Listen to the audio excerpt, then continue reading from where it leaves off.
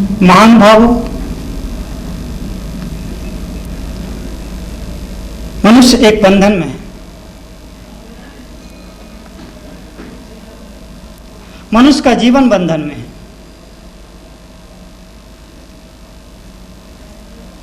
बचपन माता पिता के बंधन में चला जाता है, शैशव गुरु के बंधन में चला जाता है, जवान हुए तो पत्नी का बंधन आ जाता है, और पत्नी का बंधन इतना मजबूत होता है कि आदमी उसमें बंध करके अपने माँ बाप को विश्रा दिया करता है। और बुढ़ापा जब आदमी को आता है तो आदमी पराजित हो जाया करता है। इस तरह से आदमी की जो कहानी है, आदमी की जो जीवनी है, वो बंधन की कहानी है, वो बंधन की जीवनी है। बहुत से लोग बंधे हुए पैदा होते हैं, बंधे हुए जीते हैं और बंधे हुए मर जाते हैं।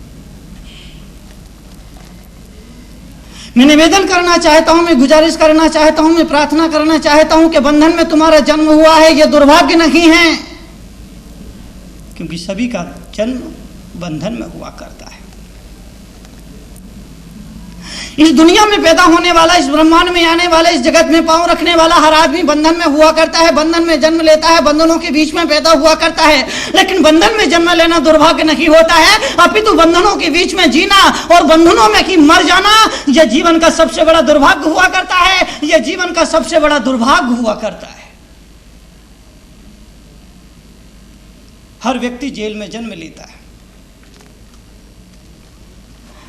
यहां श्री कृष्ण ही जेल में जन्म नहीं लिया करते हैं, हर व्यक्ति जेल में जन्म लिया करता है, हर व्यक्ति कारागृह में जन्म लिया करता है, हर व्यक्ति कारागृह के बीच में पैदा हुआ करता है। लेकिन कारागृह के बीच में आदमी जिए और उसी कारागृह के बीच में आदमी मर जाए तो यह जीवन का सबसे बड़ा अभागापन है, यह जीवन का सबसे बड़ा दुर्भाग्य है। बंधनों के बीच में, कारागृह के बीच में आदमी पैदा होए और स्वतंत्र होके मरे, यह जीवन का सबसे बड़ा सौभाग्य है।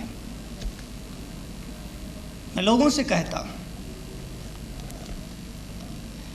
जिस घर में पैदा हुए हैं उसी घर में मत मर जाना, नहीं तो समझना कि कारागृह में पैदा हुए और कारागृह में जिए और कारागृह में ही चल बसे। शेर जिस गुफा में पैदा होता है उस गुफा में मरता नहीं है। ठीक इसी तरह से जो ज्ञानी हुआ करता है, जो बुद्ध पुरुष हुआ करता है, जो तीर्थंकर पुरुष हुआ करता है, जो अवतार पुरुष हुआ करता है, वो जिस घर में, जिस परिवार में, जिस गांव में पैदा होता है, उस घर में, उस कमरे में, उस कक्ष में, उस खाट पर, उस पलंग पर वो मरता नहीं है। वो कहीं और जाकर के अपने जीवन का चिराग बुझा दिया करता है, वो कहीं और जाकर के इस देह को छोड़ दिया करता है। अरे जिस तरह से शेर जिस गुफा में पैदा होता है उस गुफा में नहीं मरता है, किसी जंगल में, जंगल की किसी पहाड़ की चोटियों पर, किसी नदी के किनारे, किसी मैदान में अपने प्राण छोड़ दिया करता है। ठीक इसी तरह से जो ज्ञानी होता है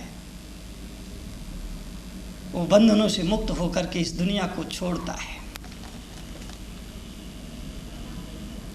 इसीलिए कबीर को कहना पड़ा, मरना भला विदेश का जहान अपना कोई।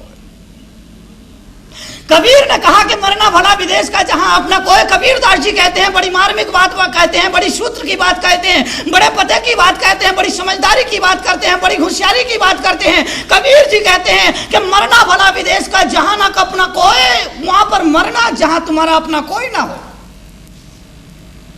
जहां तुम्हारा अपना कोई नहीं होगा वहां परमात्मा तुम्हारा होगा, वहां भगवान तुम्हारा होगा, वहां ईश्वर तुम्हारा होगा, वहां परम ब्रह्म तुम्हारा होगा।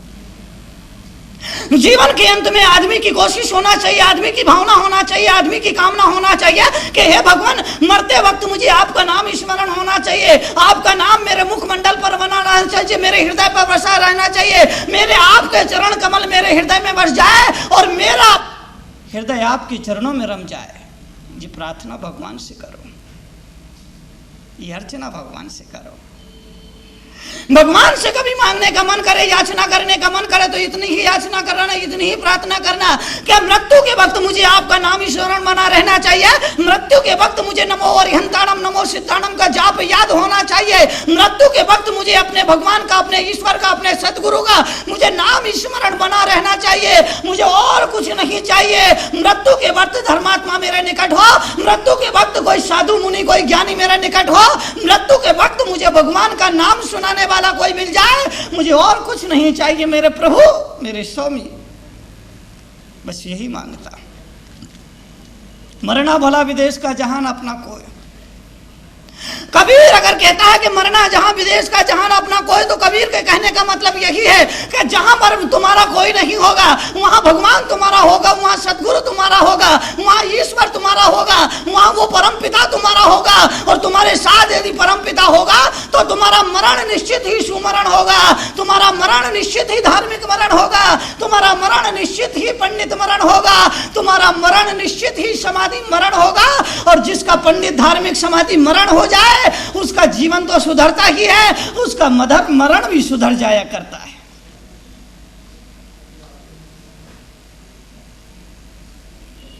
तो बंधनों से ऊपर उठ करके जियो। बचपन माँ बाप के बंधन में निकाल दिया, जवानी पत्नी के बंधन में निकाल दी, तो बुढ़ापा भगवान के बंधन में निकाल दो, जीवन सुधर जाएगा, नैया उस पार लग जाएगी। तीन पन में से एक पन तो आदमी को धर्म के लिए, प्रभु के लिए, भगवान के लिए, ईश्वर के लिए समर्पित कर देना चाहिए। कुछ ऐसे मूर्ख लोग पैदा हो जाया करते हैं, कुछ ऐसे नासमझ लोग पैदा हो जाया करते हैं, कुछ ऐसे नादान लोग पैदा हो जाया करते हैं जो बचपन भी भोग वासना में निकाल देते हैं। बचपन बालपने में ज्ञान न लायो, तरुण समय तरुणी रत रहो, अर्ध मृतक सम बूढ़ापनो कैसे रुक लखे आप। बचपन तो अबोझ, बालपन अज्ञान में निकल गया, ना समझी और नादानी में निकल गया, मिट्टी के घरौंदे बनाते बनाते निकल गया, जवानी विषय बहुओं में निकल गई। अब बुढ़ापा है तुम्हारे पास, उसको पकड़ लो। बचपन पलक झपकते निकल जाया करता है, जवानी भी पलक झपकते निकल जाया करती है, लेकिन बुढ़ापा बहुत धीरे धीरे निकला करता है, बहुत दुखदाई हुआ करता है। अरे जिस तरह से घड़ी में 3 सुइयां हुआ करती है, 1 सेकंड की, 1 मिनट की, 1 कांटे की, 3 सुइयां हैं घड़ी में। जो सबसे बड़ी सुई होती है ना, वो सबसे छोटा काम करती है।